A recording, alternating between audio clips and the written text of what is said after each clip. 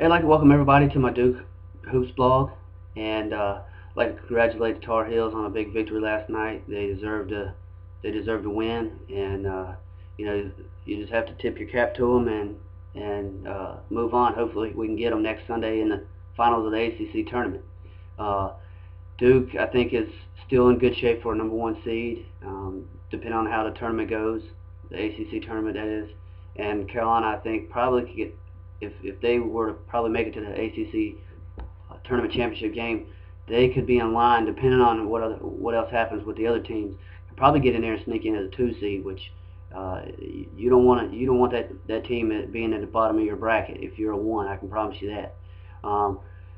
Last time out, talked about what Duke and Carolina both need to do in order to be successful and be in the winner's locker room on Saturday night, and said that Duke, what they need to do was rebound, and they did a pretty good job of that. They got out rebounded 40-32, which I live with that against Carolina's front line, which in my opinion is one of the top probably two or three, if not the best front line in all of college basketball, and so Duke did a pretty admirable job, considering that Kelly spends a lot of his time out on the perimeter. So does Singler, and also said Duke had to make threes, and they did not. And unfortunately, when they don't, a lot of times they go home with their tail between their legs, like last night. And they're going to have to do a lot better of shooting. 22% is it's gonna turn into an upset in the big dance, and hopefully we can work on that over the next 2 weeks before the tournament starts. I said that Duke couldn't turn the ball over in the open floor, and I thought once again they did a pretty good job of that. A lot of their turnovers, they only had 9 of them, so a lot of their turnovers were travels, a charge, what have you, and so that they didn't give Carolina a lot of easy baskets just by throwing it to them and letting them go get a layup or a dunk.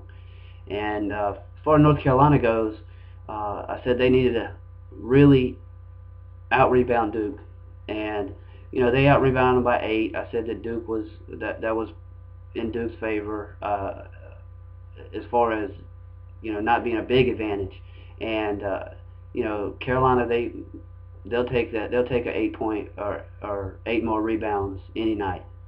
So they did a pretty good job rebounding basketball. They didn't really make a whole lot more threes than what they usually make, but they were steady. They hit 4 of 9, and I said they needed to make 5, and so they did a pretty good job of making the few that they did take. And I said that their backcourt scoring needed to pick up. Kendall Marshall had 15 points. McDonald and Dexter Strickland, I think they combined for 17 points. And if you want to throw Barnes in there as a 3 or whatever he is, he had 18 points. So their backcourt scoring a total of 50 points, counting Barnes, was huge. And they're going to need guys like McDonald and Strickland in the future to advance in the tournament. Now we move on to the ACC tournament next weekend, and it's going to be big for both schools. Duke's still trying to get a 1 seed. Carolina trying to sneak in as a 2 seed, and so that's going to be vital for both schools. Duke, unfortunately, only has 2 more guaranteed games as of right now. They got a guaranteed game in the first round or the second round of the ACC tournament, and they could lose that, and then they're going to go to the NCAA tournament, and I don't care what seed they are or what seed they play, they could lose that game too. And so it's getting down to crunch time. It's always a little more nerve-wracking when it's a win or the season's done, and I know myself and all Duke fans alike don't want to see the season come to an end. Now, as far as what we would like to do is we'd like to get Kyrie Irving back, and I'm sure everybody saw that he was clear for for basketball activities. Now, does that mean he's playing horse with his buddies, or does that mean he's out doing some light practice? And no, only a couple of us, or only a couple of people around the Duke staff know exactly what's going on. But we need Kyrie.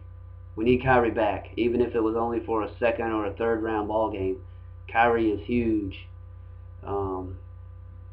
It's unfortunate we hadn't been able to see him play since December, and I'm not going to make excuses for Duke's failures so far, but would be a different team with Kyrie on the court, and so hopefully he can get healed up. We still got a couple weeks before we would need him for some big games in the dance.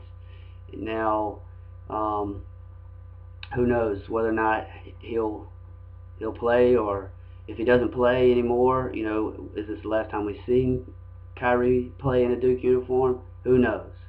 But I know I sure would. I enjoyed watching him play, and I'd sure love to see him play with Austin Rivers next season. And so, with having said that, I'd like to thank you again for watching, and hopefully I can post another blog here in the next couple days, or sometime right at the beginning of the ACC tournament or something like that. Thank you.